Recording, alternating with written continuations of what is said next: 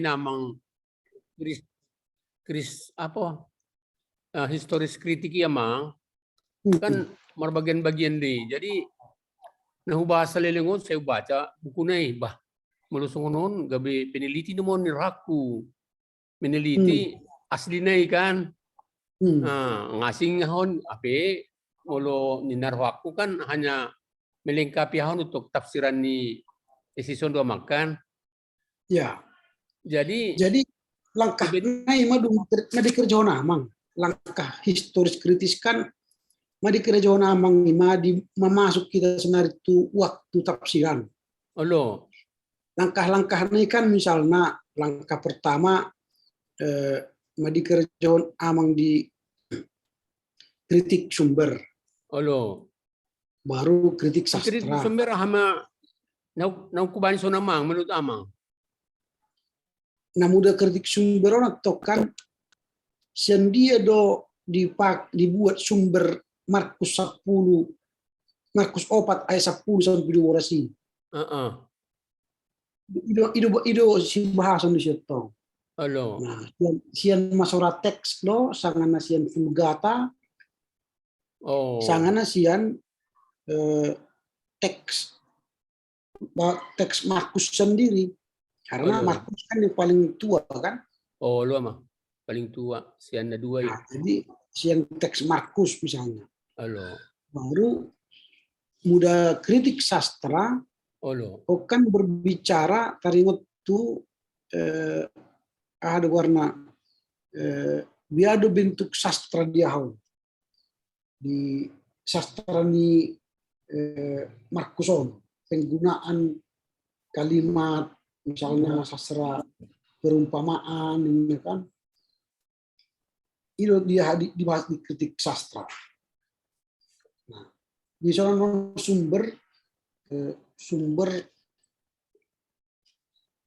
apakah dia sumber M, sumber Markus atau teks Masora atau Vulgata. Dari mana sumbernya ini, sumber teks Markus ini? Oh lama. Nah, apakah dia memang menggunakan teksnya sendiri dari Markus? Teks Markus 4 ayat 10 sampai 12 itu diambil dari Markus sendiri. Oh lama. Gitu. Jadi kalau ini buat nama ngate, tak pula sampai telitian. Enggak pula. Nah, kritik sastra ni atau Markus Mete. Markus kan bagaimana dia apakah dia menggunakan parabola, perumpamaan ya, apakah dia menggunakan alegori. Nah, tapi yang jelas di sini kan dia menggunakan perumpamaan. Oh lama. Ini kata orang bahwa sastra yang digunakan dalam Markus 4 ayat 10 sampai 12 ini adalah perumpamaan. Halo. Perumpamaan yang dia gunakan.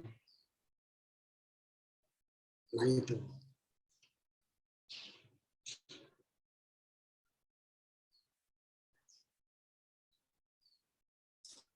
Baru kritik redaksi. Nah, pengalimatan. Biado pengalimatan ini ayat 10, ayat 11 sampai 12 ini. Halo. Nah, apakah pengalimatan itu cocok pas atau tidak? Jangan adong kalimat ini tambah. Wahai itu teks I. Oh lama. Memang orang noni molong nih tambahi ipa buah parah gini kan? Halo. Nah, ini mah kritik redaksi kalimat demi kalimat. Sis 11 namang? Nah, muda Stage 11 latar belakang kehidupan itu. Oh. Nah, latar belakang kehidupan dibahas isokkan banyak faktor budaya, faktor ekonomi, faktor agama, halo, masyarakat ya. Itu dibahas isu. Nah, jadi mudah bisa memang dapat kita di son, dia ada pemahaman nihalak teringat tuh perumpamaan pada zaman Yesus kan. Halo. Secara budaya baru perumpamaan ini dipahami. Halo. Nah, kemadoman perumpamaan dalam pengajaran Yesus kan. Oh, lho, Pak. Nah, jadi lumayan bisa. Nah, perkiraan jumlah perumpamaan dalam Injil sinoptik nggak bisa.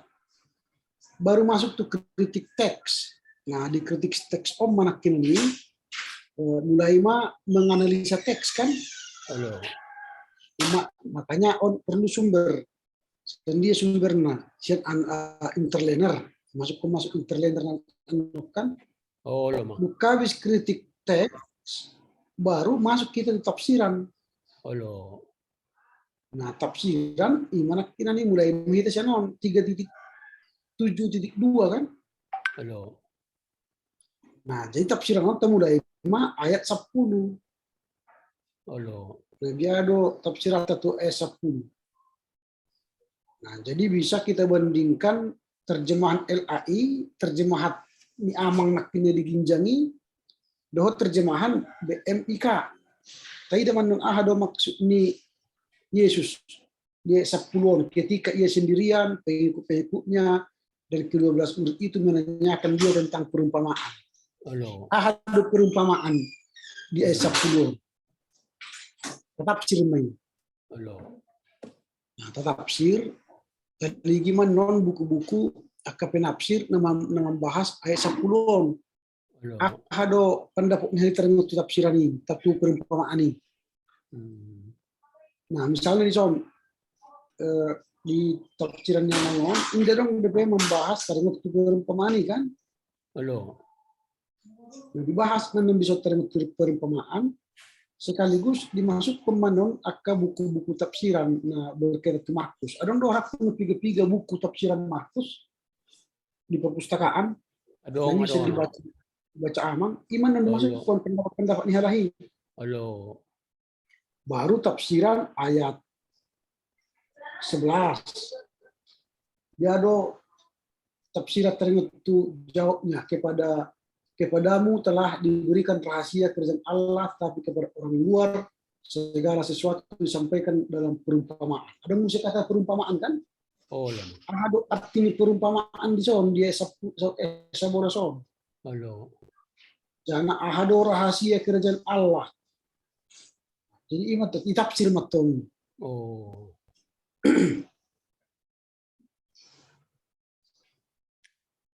Nah, misalnya yang mudah diterjemahkan LAI kan rahasia kerajaan Allah kan. HP di terjemahan masa kini dia sebut tentang bagaimana Allah memerintah. Kan berbeda tuh kalimatnya kan. Rahasia kerajaan Allah, dohot bagaimana Allah memerintah. Halo. Nah, baru kalau di misalnya kepada orang-orang luar segala sesuatu disampaikan dalam perumpamaan. HP dalam bahasa Indonesia masa kini, tetapi orang-orang luar diajar dengan perumpamaan. Kan? Ima di bahasa ala amangatong. Biasa terjemahan di sound begini, maksudnya mungkin begini kan itu. Nah, tafsiran tak usah dibuat tafsiran, tapi langsung aja ditafsir. Oh, cerita mo ya. Asa. Ya. Asa mago. Nah, jadi tetap digunakan di sound buku-buku tafsiran. Bang, satukin Jumangda. Sama peranginanin per telepon. Ya, ya. Selamat siang, Pak Penita. Iya, Pak. Iya, Pak. Itu yang tafsiran itu, Pak. Membuat tafsirannya itu kalau bisa Bapak bantulah dulu lagi.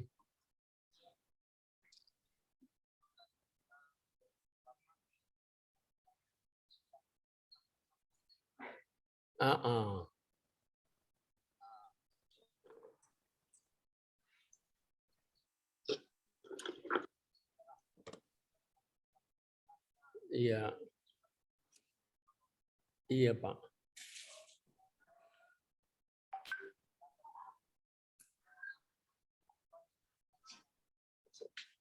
Apa, Pak? Oh, iya, Pak.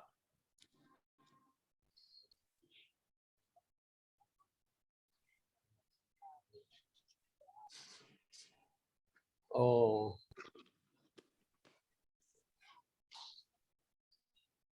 Oh, iya. Iya.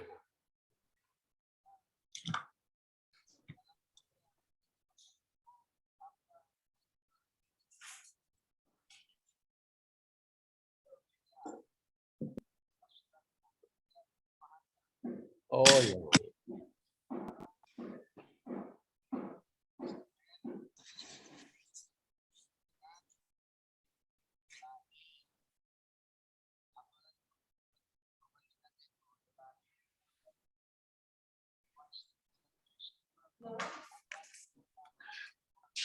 Oh, iya.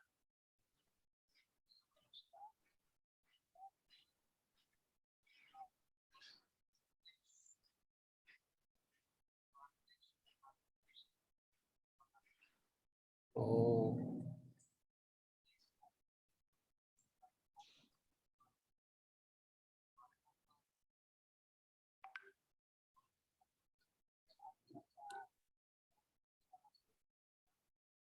Itu yang dari ayat 10 sampai 12 itu, Pak, ya. Jadi kita fokus di situ aja, Pak, ya, di ayat 10 sampai 12. Apanya, Pak, ya? Oh, Mbak. Oh.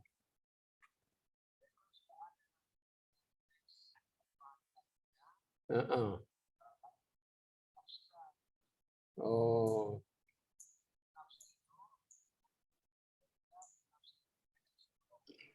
Iya.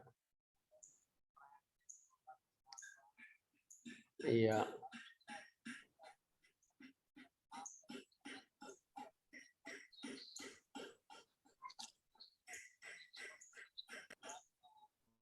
Oh. Iya. Iya, Pak.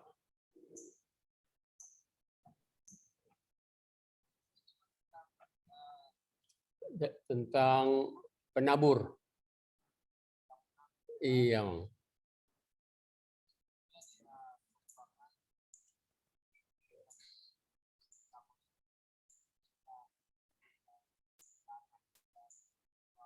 Tanah jalan, tanah tanah di atas batu, kemudian tanah yang berduri, kemudian yang terakhir tanah yang subur, Pak. Heeh.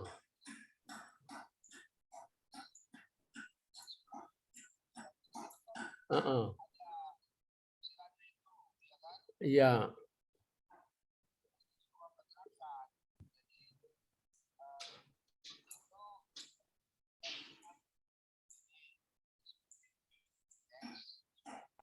Oh, iya, iya.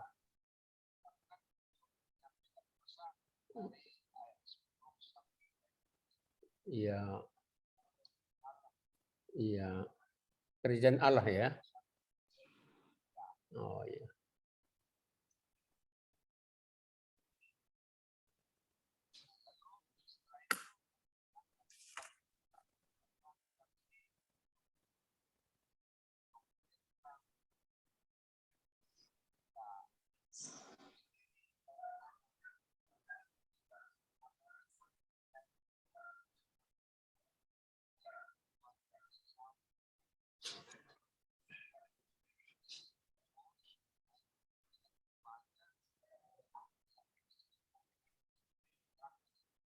Oh. Jadi konteks sebelum, kemudian apa itu ayat sama sesudah, Pak ya? Oh, iya, Pak. Baik, Pak. Nanti eh, eh.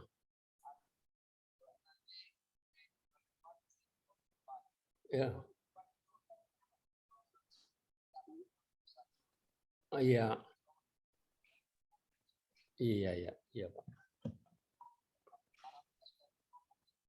Iya, Pak.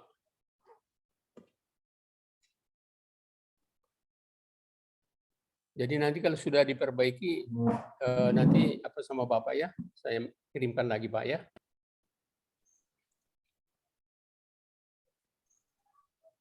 Halo Pak.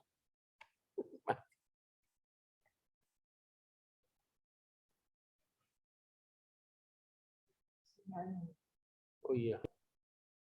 Mana menghubung kembali tidak? Neng. Menghubungkan kembali Bapak ini. Kembali ke telepon ya.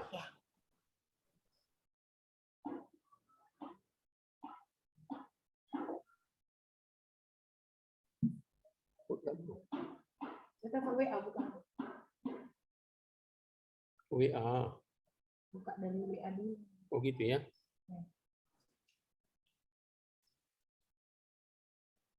Oh iya.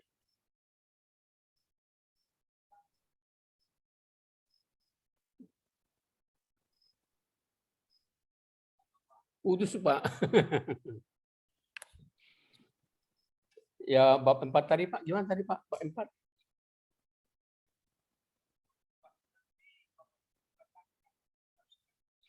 Oh iya Pak.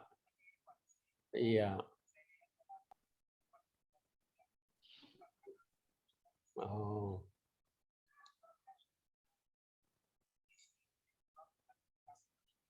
Iya Pak. Baik Pak. Baik Pak. Baik.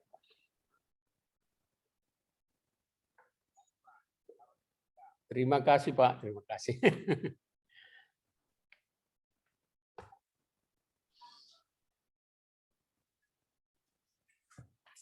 Aduh Pak, maaf Pak. Pak Arab, ya. Ya. Sama yang Bapak jelaskan tadi dari Pak Peranginangin.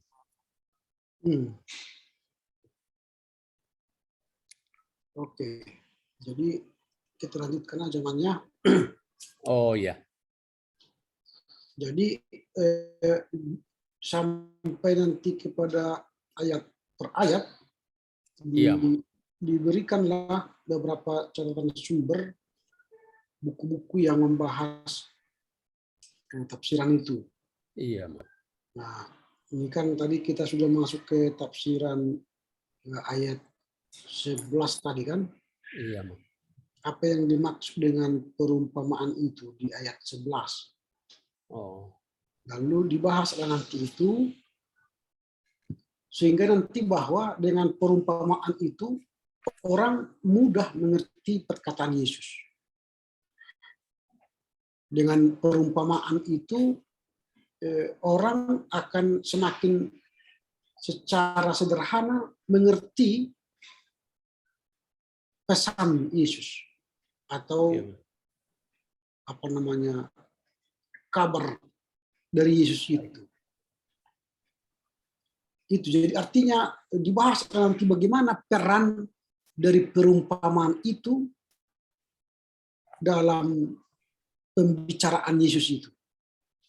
Sebab nanti itulah yang akan kita gunakan di bab 4. Bagaimana khotbah itu menggunakan ilustrasi dan fungsinya, peranannya apa dalam khotbah.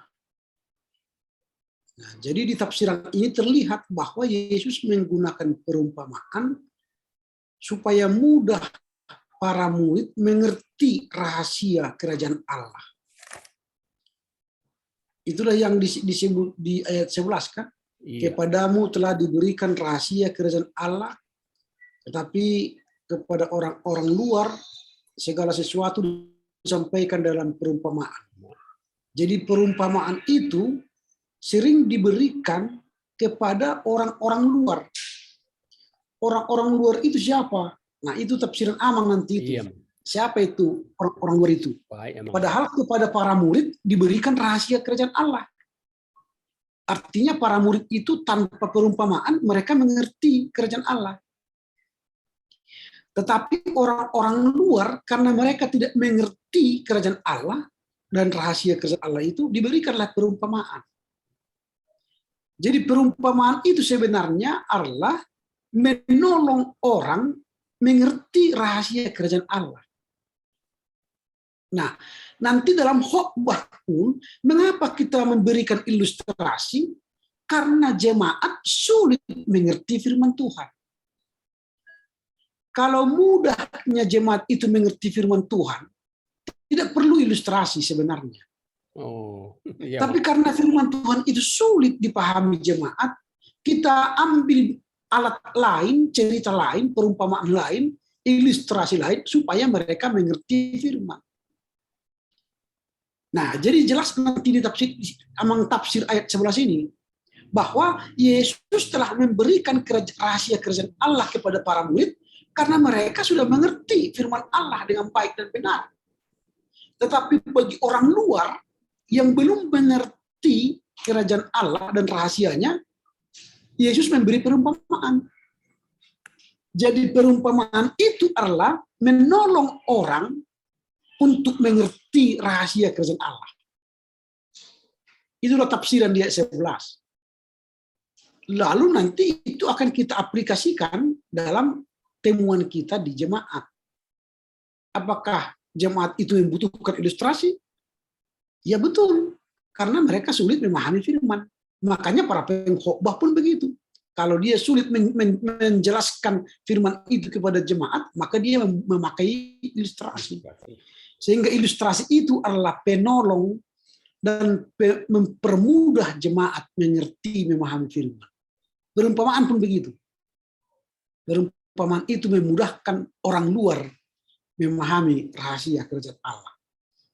Nah, itu nanti di tafsir Amang 11, lalu dipakai juga buku-buku dan sumber-sumber, karena yang Amang tulis ini sebenarnya sudah pakai buku ini, tapi dituliskan nanti dari buku mana. Iya, Mang, supaya ada. tambah. Karena banyak perubahan-perubahan, hilang footnote-nya itu, Mang. Ya, ya. Nah, itu. Nanti kami perbaiki, Mang, footnote-nya. Ya, baru nanti masuk ke ayat 12. Ini nanti tafsiran ayat 12. Supaya sekalipun melihat, mereka tidak menanggap. Sekalipun mendengar, mereka tidak mengerti. Supaya mereka jangan berbalik dan mendapat ampun. Nah, apa ini maksudnya 12 ini? Nah, ternyata firman Tuhan yang kita sampaikan dalam khotbah, kalau Yesus memberi pengajaran, mereka mendengar tetapi tidak mengerti. Jadi kita pun sekarang jemaat ini, kalau dibaca teks firman begitu saja, tanpa diurai, mereka sulit mengerti. Apalagi sudah diurai, sudah dijelaskan, dikasih ilustrasi, itu pun mereka juga belum mengerti. Iya. Itu kan paling sulit lagi. Itu paling sulit lagi. Nah, makanya dikatakan di sini supaya mereka jangan berbalik dan minta mendapat ampun. Mendapat ampun ini artinya Tuhan Yesus sudah memberikan pengajaran. Lalu mereka tidak mengerti, tidak mendengar, tidak mengerti. Lalu hati-hati nanti mendapat ampun. Artinya orang yang pura-pura mendengar, orang yang tidak mau mendengar, dan tidak mau mengerti firman, mereka pun akan mendapatkan sanksi, kan? Nah itu. Kita lihat misalnya terjemahan BMIK ini. Mereka akan terus memperhatikan tetapi tidak tahu apa yang terjadi.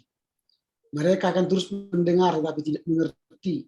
Ini terjadi supaya mereka jangan melihat dan mengerti dan jangan datang kepada Allah dan Allah mengampuni mereka. Nah ini. Jadi nanti Amang tafsirlah itu sehingga tambahkan nanti buku-buku tafsiran. Jadi tidak hanya satu tafsiran itu buku yang dipakai, tapi misalnya ini kan sudah buku-bukunya nih. Kedua anak kalimat di awal ayat ini orang luar ini kan sudah ditafsirin orang luar itu mungkin berusaha sekuat tenaga untuk memahami kerajaan Allah yang mereka tidak mampu memahaminya. Nah, sudah Amang tulis ini kan? Iya, Mang. Siapa yang mengatakan ini? Bocoran kaki di sini. Nah, siapa yang mengatakan itu? Jadi tafsiran itu kan. Nah, nanti Amang tambahlah buku-bukunya sehingga nanti tafsiran ini benar-benar menjadi sebuah hasil karya dari Amang untuk menghantar kepada pembahasan pada bab 4 nanti. Nah, bab 4. Karena tafsiran inilah yang akan kita gunakan memasuki pembahasan bab 4. Lalu Skopus, nah Skopus dari tafsiran ini, jadi itu aja nanti langsung Skopus dari tafsiran Markus 4 ayat 10 sampai 12 ialah Yesus menggunakan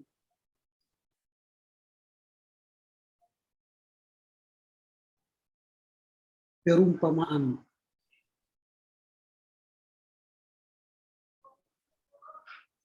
bagi orang luar yang sulit memahami rahasia kerajaan Allah.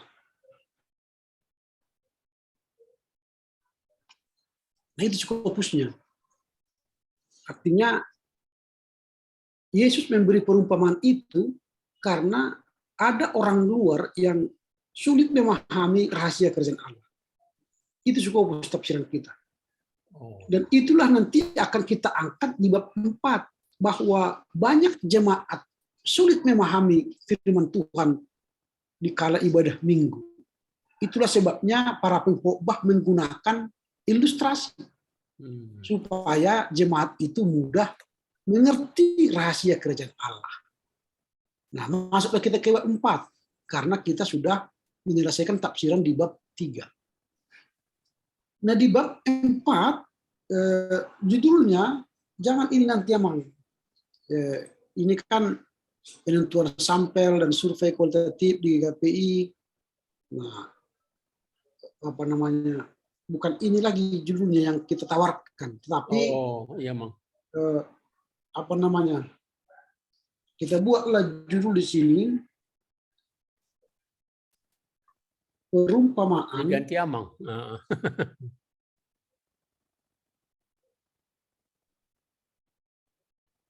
Dalam kurung ilustrasi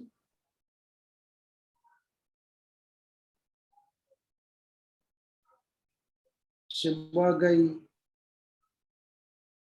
media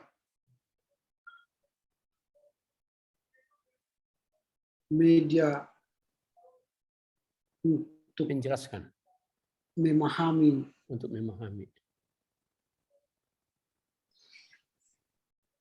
firman Tuhan.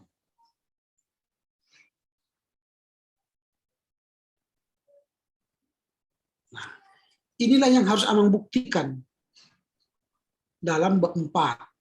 Iya, Mang. Jadi untuk membahas judul ini perlulah Amang misalnya menjelaskan sekilas tentang gereja GKPI apa namanya Sidrame. Kalau secara GKPI secara keseluruhan nanti terlampau panjang ya. GKPI Sidrame aja kalau nanti sampai ke kantor pusat terlampau apa luas nantinya apanya. Hanya Sidrame aja, Mang ya? Ya, Sidrame aja. Berarti yang lain itu bisa informasi secara umum enggak usah, Mang ya? Iya, karena terlampau luas kita. Nah, langsung ini aja, Mang. Di sini aja, Mang ya? Ya. Oh iya, Mang. Yang lain itu karena kita di sini objek penelitian kita kan? Iya, Mang. Kita usah sampai ke atas ke GKPI secara umum. Baik, Mang, baik. Nah, kita mulailah dari IKP Sidrami. Inilah satu memang ya. Ya. 41. Ini Baru pelayanan. ini pun tidak perlu karena kita tidak hendak membahas ini semua, hanya sejarahnya aja lah. Hanya sejarah daripada GKP Sidrami ini aja. Dan rumah tangganya bagaimana pelaksanaan ibadah ya. Oke lah, nggak apa-apa lah ini kita pertahankan lah ini. Nah, baru aja, ini metodologi bukan metode. Oh ya, Mang. Metodologi.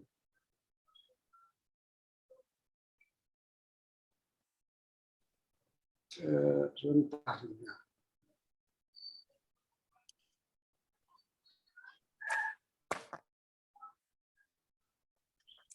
Kemarin Mang mengenai apa itu? Kan ada sarana Mang mengenai kata khotbah tidak pakai hamang.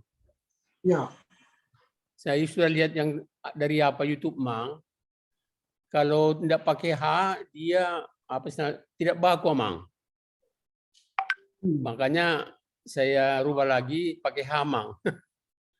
Jadi kalau tidak pakai H, menurut apa itu kamus KBBI itu tidak baku katanya Mang.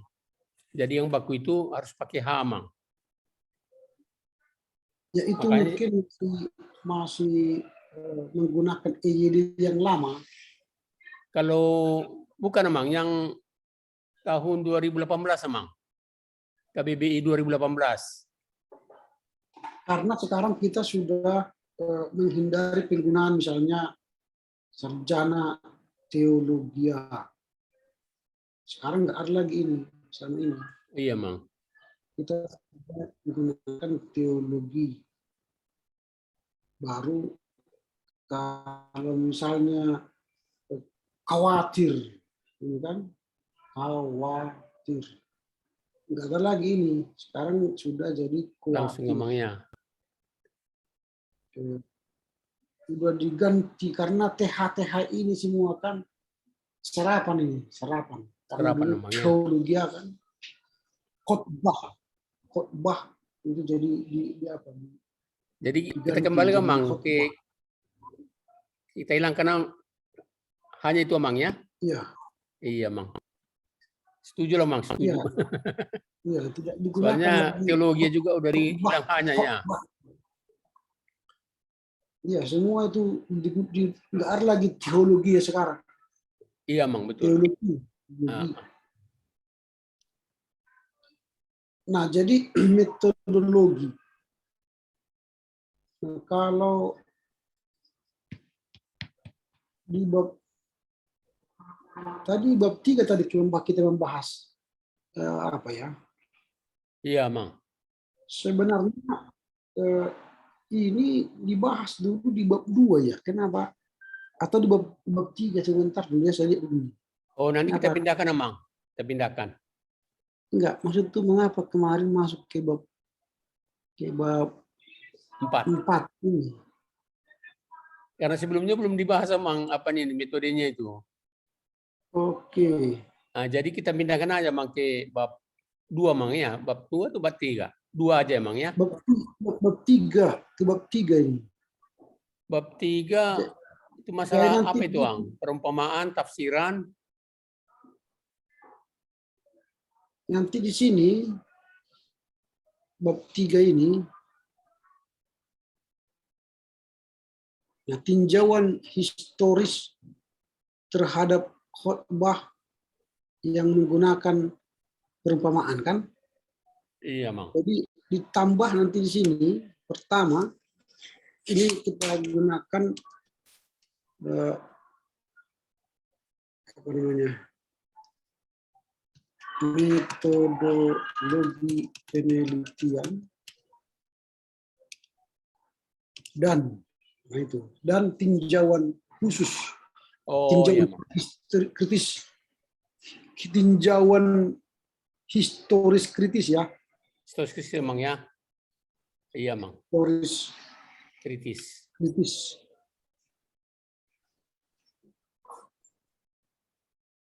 Nah, tinjauan Nanti historis. kok bahannya itu saya ganti, Mang ya. Ya, Pakai H lagi. ya, ini kita hilangkan aja. Ah iya, Mang. Sudah Ya, pasang Mang judulnya ini ya.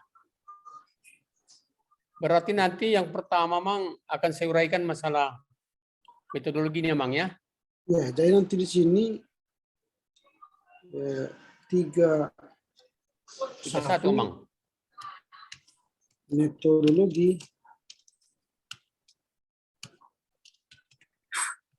Yang ini kan belum lengkap saya bikin, Mang, tapi yang belakangan ini udah saya tambahi metodologinya itu sistem apa? Sistem pengambilannya itu, Mang. Dari buku-buku, jadi cara mengambilnya bagaimana, cara menganalisanya juga bagaimana gitu, Mang. Baru ini seperti ini dia. Oh ya, Mang. Nah, jadi metodologi penelitian ini aja nanti dimasukkan ke bab 3. Baik, Mang, baik.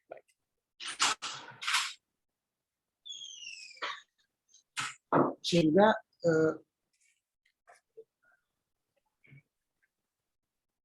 bab 3 itu, bab 4 itu tidak membahas Teori lagi, Mang ya. metodologi. Iya, Bab Mang, 4 teori. itu sudah khusus membahas apa tadi? Judul ini. Judul apa Pengambilan tadi? hati, sampel. Ini perumpamaan ilustrasi sebagai media untuk memahami firman Tuhan. Iya, Mang. Jadi masuk nanti ini. Jadi tadi, Mang, itu yang dari atas itu dicoret aja, Mang. Oh ya. Yang pusat itu supaya jangan terlalu luas. Ah, ini. Ya. Iya, Mang. Langsung aja ke Sidorame, Mang ya. Ya, langsung aja kita ke Sidorame. Baik, Mang. Ini ke sini jadi 41 nanti ini. Oke, Mang. Baru masuk kita ke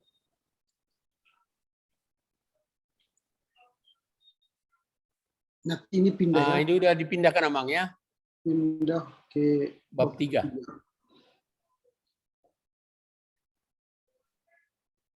Nah, nanti di sini langsung apa namanya? Dalam tesis ini, metodologi yang saya gunakan dalam tesis ini ialah metodologi kualitatif.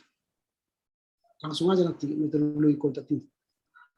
Dengan pengumpulan data, wawancara. Gimana tadi, Mang? Bentar, Mang. Metodologi yang langsung aja nanti misalnya kalimatnya. Tambah ya, Mang. Metodologi yang digunakan dalam tesis ini adalah metodologi penelitian kualitatif.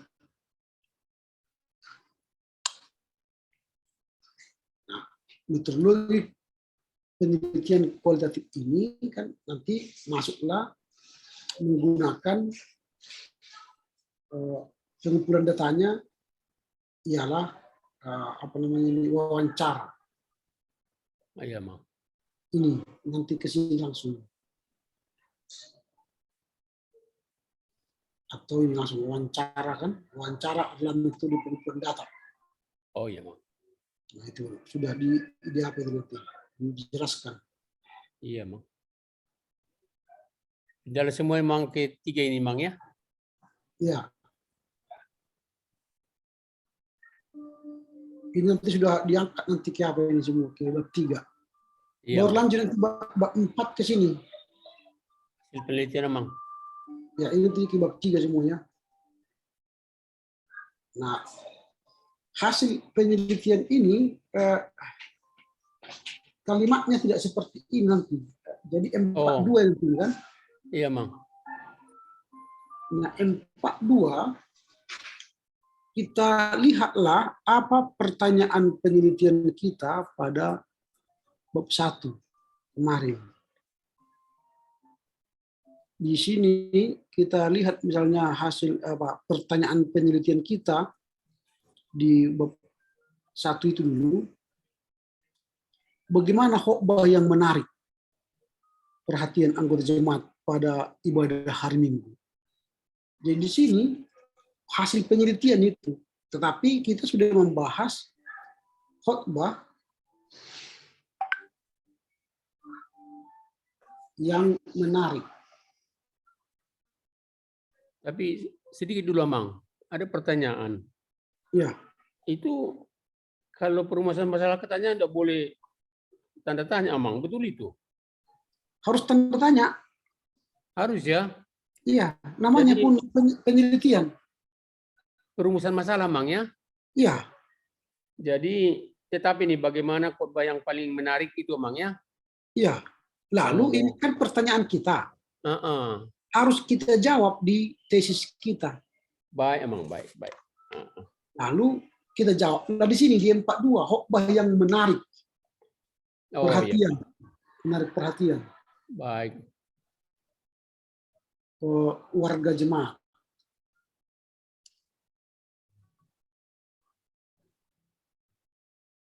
Nah, jadi di sini nanti Amang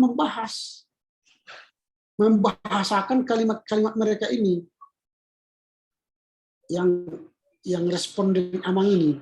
Iya, Mang, iya, Mang. Jadi misalnya Amang kan ada berapa responden? 8 ya? Ada 14. 14. Terlalu Nah, banyak, jadi, Pak. enggak. Terlalu banyak, Mang. Enggak. Oh, enggak ya. Jadi nanti begini, khotbah yang menarik perhatian warga jemaat. Iya, Mang. Menurut bukan menurut. Di bawah, Mang, di bawah saya buat, Mang. Maksudnya informan ini. Nah, menurut informan yang pertama ini, khotbah paling menarik pada ibadah Minggu adalah khotbah yang disampaikan dengan kata-kata dan bahasa yang sederhana bagi Nah, anggota jemaat. jadi nanti kan ini semua kalimat mereka ini Amang jurnal dia, artinya Amang satukan siapa yang mengatakan ini, berapa orang yang mengatakan ini.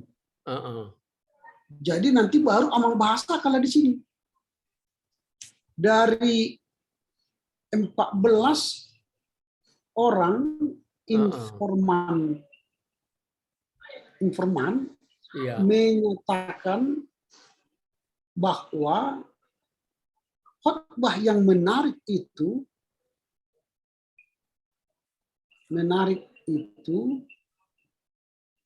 adalah dengan menggunakan bahasa yang sederhana. Nah, dari 14 orang itu berapa yang menjawab seperti ini? Dari 14 orang informan itu berapa orang? Misalnya ada atau 8 orang. Iya, Mang. Atau 5 orang. Iya, Mang. Jadi nanti hal ini ditegaskan oleh pendeta atau ditegaskan oleh bapak ini misalnya yang Amang buat misalnya sebagai tenaga ahli. Bapak Uluan Pasaribu contoh. Baru petik dia, kutip. Nah, jadi bisa saja semua pendapat mereka ini dikutip Amang, lalu nanti di bawah, kalau dikutip nanti misalnya di sini, contoh ini dikutip di sini. Baru di bawah nanti, contoh kita buatlah ini siapa ini yang baru diwawancara ini. Riris Simamora. Di sini, Riris Simamora. Tunggu, bukan begini.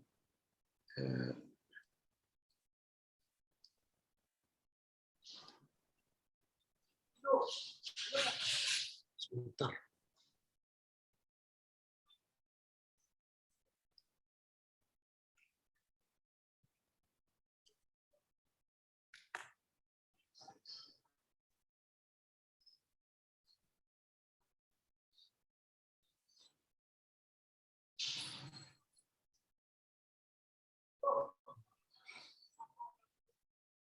Nah, jadi misalnya dikutiplah di sini kan, menurut ini siapa ini, pendapat si Riri Siomora ini, Amang kutip di sini, Ah, wawancara dengan Riris Simamora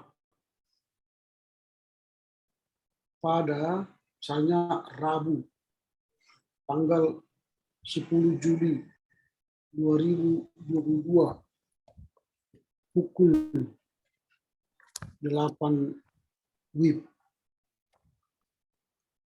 Baru beliau adalah sekretaris jemaat GKPI Sidrame. Nah, itu caranya. Jadi tidak perlu semua data ini disebut di sini. Nanti ini tentang dia ini kita akan masukkan di catatan kaki. Lalu nanti di akhir daripada daftar pustaka kita sebut lagi mereka nanti sebagai informan. Di akhir sebagai daftar pustaka. Jadi tidak seperti ini. Kalau seperti ini kan hasil informan 1, informan 2, informan 3 itu masih data yang belum kita olah. Nah, jadi hasil Abang kan di belakang saya buat yang kan ada 7 pertanyaan Amang itu. Jadi dari 7 pertama ada masing-masing untuk ada saya kaitkan dengan yang tujuan penelitian Amang. Jadi menjawab tujuan penelitian itu saya ada 3 tujuan penelitian. Jadi dari uraian saya ini Amang, nanti saya masukkan ke tujuan penelitian ada 3 untuk menganalisis tentang khotbah paling menarik, untuk menganalisis pemahaman, pengertian, dan juga mengenai respon penggunaan dari ilustrasi Amang. Jadi yang ini kan saya buat Amang masing-masing dulu poin-poinnya itu. Dari Syanu saya dapat begini, dari Syanu dapat saya begini. Baru nanti di dalam lembaran terakhir saya susun lagi semua Mang untuk menjawab apa ini, menjawab tujuan penelitian itu Mang. Apa terlampau panjang ya? Bukan. Cara mengolah datanya itu Mang yang belum pas. Misalnya ini kan semua hasil penelitian yang Amang buat ini kan hasil wawancara semua ini kan. Iya. Ini kan evaluasi Mang. Kalau yang pertama, kalau wawancaranya ada di apa Mang? Di apa namanya itu? Di belakang, di lampiran. Iya. Tapi yang ini saya buat menganalisa Mang per orang gitu Mang. Apa terlampau apa ya? Bukan, ini sudah bagus. Artinya Amang sudah dapatkan semua data ini. Data ini kan sudah ada Iya, Mang. di tangan kita. Jawaban mereka apa gitu. Lalu dalam membuat ini menjadi narasi, iya, Mang. Ini kan data. Iya, Mang. Tapi kita harus narasikan data ini. Narasikan artinya kita buat jadi sebuah cerita. Oh, iya, Mang, iya, Mang. Kita harus buat menjadi sebuah cerita, menjawab pertanyaan penelitian kita. Oh, iya, Mang. Nah, apa pertanyaan penelitian kita di bab 1 misalnya? Pertanyaan penelitian kita itu kan kalau kita mau apa? Ini saya buka dulu ya. Di halaman 7, Mang. Ya.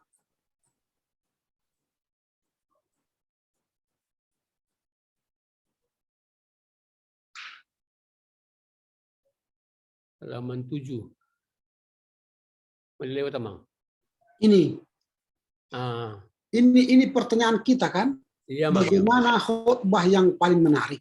Iya Mang. Bagaimana khotbah pada hari Minggu yang menggunakan perumpamaan? Iya Mang. Bagaimana khotbah pada hari Minggu yang menggunakan perumpamaan ilustrasi? Nah ini. Jadi kita sudah dapat jawabannya ini tadi di melalui wawancara. Iya Mang. Sudah dapat. Iya. Nah karena kita sudah dapat, kita bahasakanlah itu menjadi sebuah cerita. Oke. Jadi sebuah cerita itulah yang akan kita tampilkan di bab 4. Di sini. Kita buatlah sebuah cerita, kita hendak membuktikan kepada pembaca bahwa khotbah yang dibutuhkan oleh masyarakat itu, khotbah yang menarik perhatian warga jemaat itu, hasil wawancara kita tadi. Jadi kita tidak lagi menampilkan nama-nama mereka di sini, ini semua di apa kita itu, di dapur redaksi kita. Baik, Mang, baik. Ini semua yang ini apa namanya, informan 2, informan 3, tak usah kita ungkap ke atas, ke halaman muka. Enggak. Oke, Mang, oke, baik, Mang, baik. Ini data kita ini, data kita. Iya, Mang. Ya. Lalu kita bahasakanlah mereka hasil perbincangan kita tadi di sini. Misalnya dari 14 informan menyatakan bahwa khotbah yang benar itu adalah dengan menggunakan bahasa yang sederhana. Berbeda dengan pendapat si ini. Dia mengatakan bukan bahasa yang sederhana, tetapi mengatakan khotbah itu adalah dengan menggunakan perumpamaan atau ilustrasi. Berbeda dengan pendapat si ini. Nah, itu kita bahasakanlah hasil penelitian kita itu untuk pertanyaan khotbah yang menarik perhatian jemaat. Kita kumpul tadi jawaban-jawaban itu menjadi sebuah cerita. Kita gabung-gabung cerita itu. Nah, setiap ada orang yang memberi pendapat, misalnya berbeda dengan pendapat ini. Misalnya Poltak mengatakan, ini hasil wawancara kita. Kutip nanti bahwa khotbah yang menarik itu adalah yang menggunakan ilustrasi. Kutip di sini. Nah, baru Poltak. Itu lagi di bawah nanti Poltak Sibarani contoh misalnya. Nah, mengatakan siapa si Poltak ini? Buat di sini Poltak. Wawancara dengan Poltak, nah, dan sebagainya. Nah, itu kita narasikan dia menjadi sebuah cerita. Sebuah cerita yang menjawab pertanyaan kita pada bab 1. Nah, pertanyaan kita pada bab 1 itu yang pertama tadi kan, inilah 41, kita buat 42. Menjawab pertanyaan penelitian itu.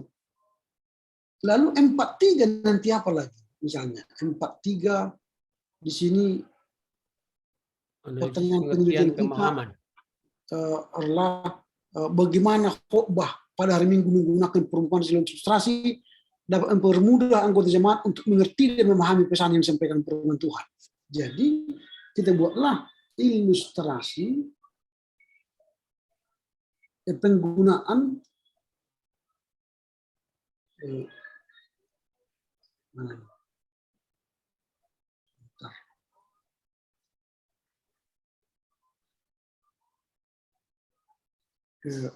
manfaat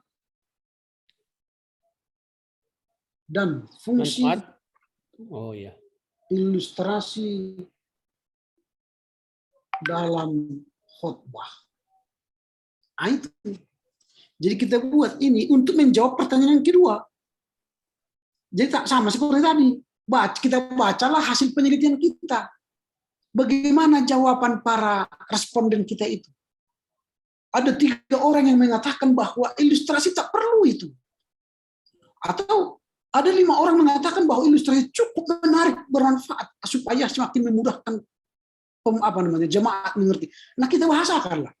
Nah, kalau bisa kita kaitkan nanti dengan pendapat para ahli, menurut Frans Magnus Seno dalam bukunya, memang manfaat dari ini makin banyak nanti informasi-informasi kita dapatkan.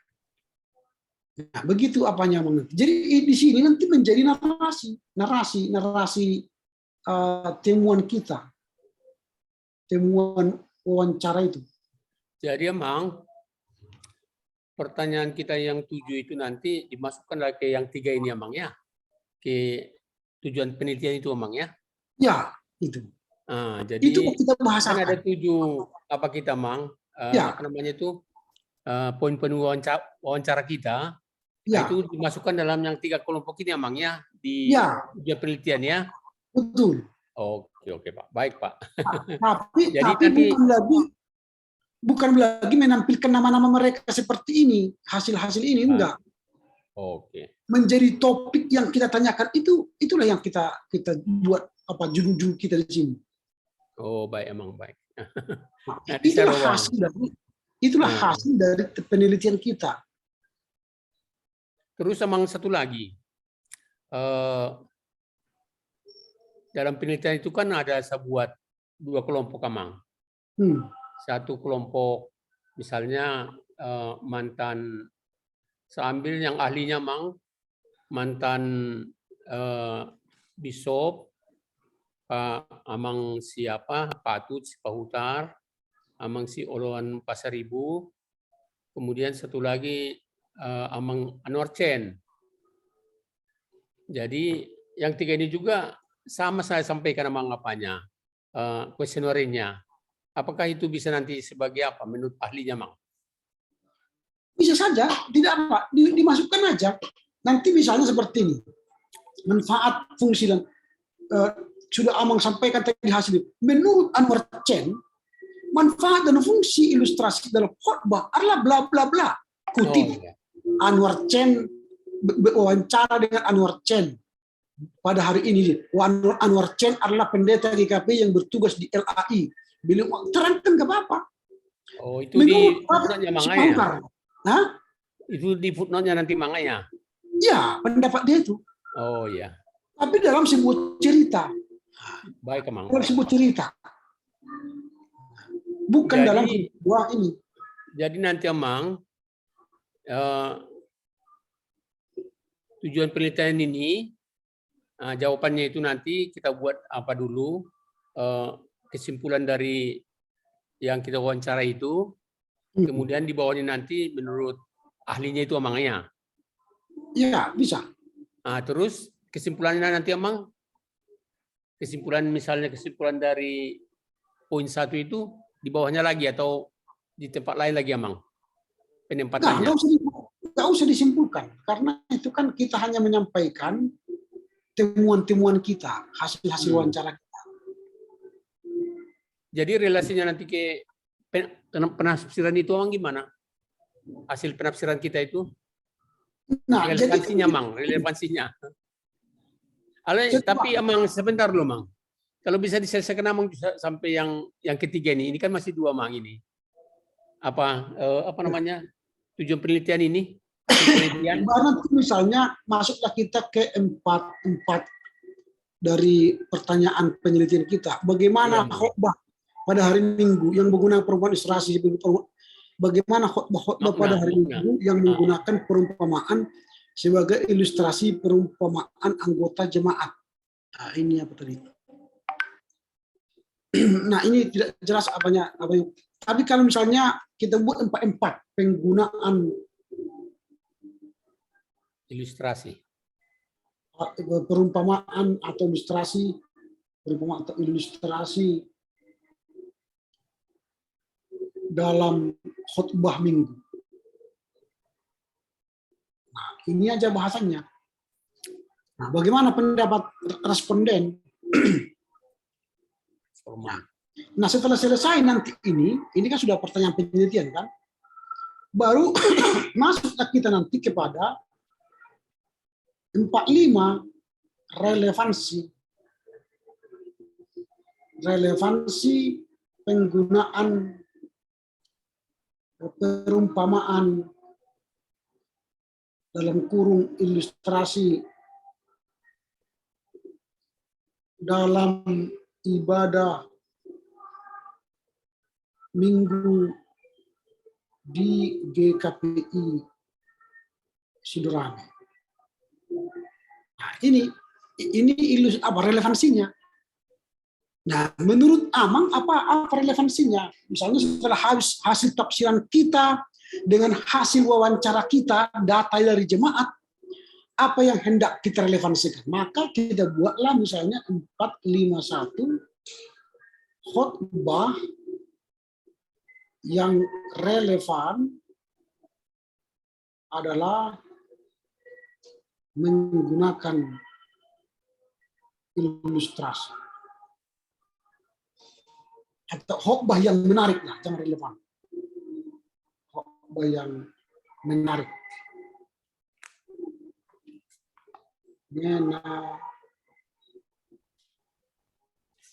Menarik adalah menggunakan ilustrasi. Ini relevansi. Maka nanti Amang bahaslah dalam Markus 4 ayat 11, 10 sampai 12 menyatakan bahwa Yesus menggunakan perumpamaan untuk memudahkan orang-orang luar mengerti isi rahasia kerajaan Allah. Sejalan dengan hal itu, di GKPI Sidoarjo, para pengkhotbah menggunakan ilustrasi untuk memudahkan jemaat mengerti firman Tuhan. Dengan demikian, khotbah yang menarik di GKPI Sidoarjo ialah khotbah yang menggunakan ilustrasi. Dijelaskan lebih dalam lagi. Bagaimana penggunaan khotbah yang menarik itu? Penggunaan ilustrasi yang menarik. Maka untuk itu dalam pembinaan pengkhotbah di gereja GKPI Sidoarjo harus dilatih mereka mencari ilustrasi yang relevan sesuai dengan teks.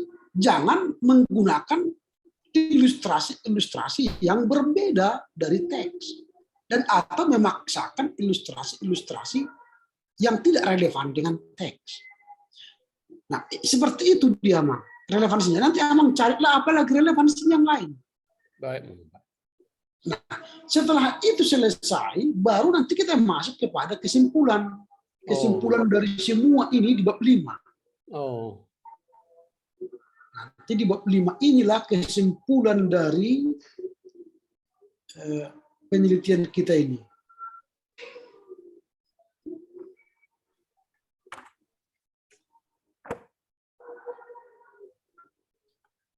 Nah ini. Nah kesimpulan itu haruslah kesimpulan akademis. Apa artinya kesimpulan akademis?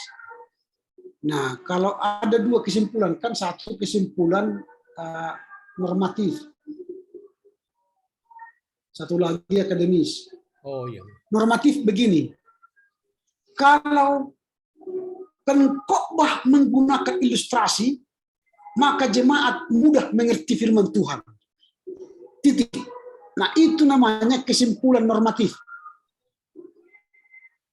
Artinya, tanpa melakukan penelitian secara akademis, orang sudah tahu itu. Itu namanya kesimpulan normatif. Oh iya. Kalau khotbah, enak sekali pendeta itu berkhotbah menggunakan ilustrasi. Itu kesimpulan normatif. Tapi tidak pernah diteliti itu. Tidak pernah diteliti. Iya, Mang. Nah, tetapi kesimpulan akademis berarti khotbah yang menarik itu kita teliti. Mengapa dia disebut menarik? Berarti ada yang membuat orang tertarik dengan khotbah yang menggunakan ilustrasi. Kita teliti secara akademis. Maka nanti kesimpulan Amang itu kesimpulan akademis. Berdasarkan hasil tafsiran saya secara historis kritis terhadap teks Markus 4 ayat 10 sampai 12, maka Yesus menggunakan perumpamaan sebagai media untuk memudahkan orang luar memahami inti kerajaan, rahasia kerajaan Allah. Dan senada dengan itu, saya memperhatikan jemaat GKPI Sidorame sangat tertarik dengan ilustrasi dalam setiap khotbah minggu. Itu berarti ilustrasi menjadi alat untuk memudahkan jemaat mengerti firman di GKPI Sidorame. Ada beberapa faktor yang membuat khotbah itu menarik di GKPI Sidorame. Pertama, bahasanya sederhana. Kedua, ilustrasi itu tepat, relevan kepada teks. Ketiga, bla bla. Keempat, bla bla bla. Nah, itulah disebut dengan kesimpulan akademis. Lahir dari hasil pembahasan kita. Dari bab 4 atau bab 3. Itulah kesimpulan. Sehingga kesimpulan itu bukan ringkasan. Bukan. Jadi kesimpulan itu ialah hasil pekerjaan kita secara akademis.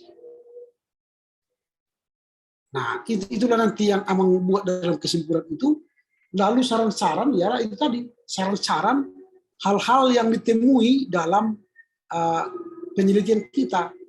Kalau misalnya kita temukan bahwa khotbah yang menarik itu ialah pakai ilustrasi, saran kita nanti kepada pengkhotbah di GKPI Sidorame, gunakanlah ilustrasi yang relevan sesuai dengan teks kitab suci. Nah, itu. Tapi jangan sembarangan ilustrasinya, harus relevan sesuai. Baru saran yang kedua, supaya GKPI Sidorame membuat pelatihan penggunaan ilustrasi dalam khotbah-khotbah kepada sintua kan, supaya sintua itu mampu membuat ilustrasi yang relevan. Itu kepada GKPI Sidorame, kepada lembaga teologi misalnya, supaya lembaga teologi membuat kurikulum penggunaan ilustrasi dalam khotbah, dalam mata kuliah homiletik misalnya. Nah, itu nanti saran Amang lah itu, baik kepada gereja, kepada kampus, atau kepada para pengkhotbah. Nah, itulah dulu Amang yang bisa saya sampaikan untuk bimbingan hari ini. Karena ada sekarang mau ujian dulu sebentar, ujian gelombang keempat, Pak. Saya mau wawancara dulu. Gitu dulu Mang ya. Belum buka mic-nya, Mang. Belum buka. Mic-nya belum buka. Belum kedengaran suaranya. Mic-nya belum dibuka.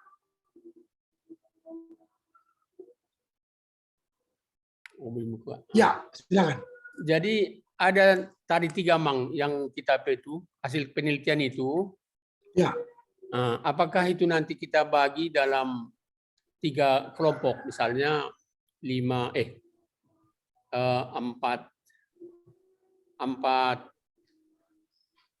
Yang pertama kan ada Mang, atau langsung satu apa aja Mang, satu aja Mang. Tujuan penelitian itu Mang, kan ada tujuan 3. Dalam uraian nanti di bab 4 itu, apakah satu aja kita bikin termasuk yang 3 itu, atau masing-masing hasil penelitian per 3? Nah, itu tergantung Amang. Kalau mau Amang tambah lagi apanya nggak apa-apa. Itu saya hanya menolong Amang untuk membuat poin-poin di bab 4 itu. Kalau mau ditambah nanti dari hasil penelitian tidak apa-apa. Intinya pertanyaan penelitian kita sudah kita jawab. Oh gitu Bang ya. Nah, kalau mau ditambah dengan judul-judul lain, subjudul lain tidak apa-apa. Sepanjang itu mendukung tesis kita ini. Tidak, maksud saya Mang gini. Tujuan penelitian itu ada 3 Mang kan? Tujuan penelitian ada 3. Ini kelompok untuk menganalisis, untuk pengertian, kemudian yang untuk menganalisis respon. Maksud saya di dalam bab 4 nanti apakah cukup satu apa aja, satu nomor aja untuk yang 3 ini, atau kita pisah-pisahkan aja masing-masing. Misalnya 4-3, 4-4, 4-5, atau 4-3-1, 3-2, 3-4 gitu, Mang. Mana Ya. baiknya? Kalaupun Amang misalnya mau mengangkat ini jadi topik, silakan aja. Sepanjang tadi saya katakan ini sudah kita jawab. Ini kan sudah kita jawab.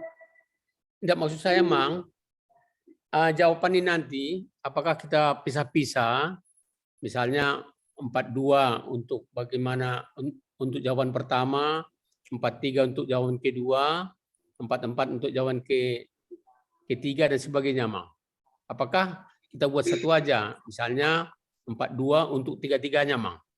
Jadi 4-2-1, 4-2-2, 4-2-3. Mana lebih bagus menurut Amang? Nah, karena ini pertanyaan pokok, ini harus satu-satu bab, satu-satu judul. Satu nomor, Amang, ya? Ya, ini satu nomor. Satu subbab, Amang, ya? Ya, karena ini pertanyaan pokok yang harus kita jawab.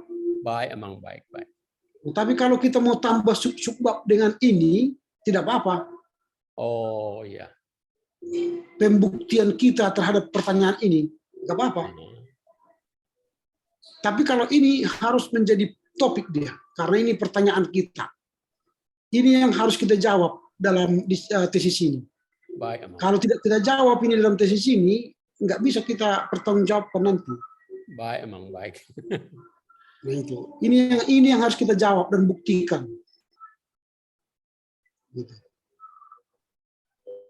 Gitu, Mang, ya.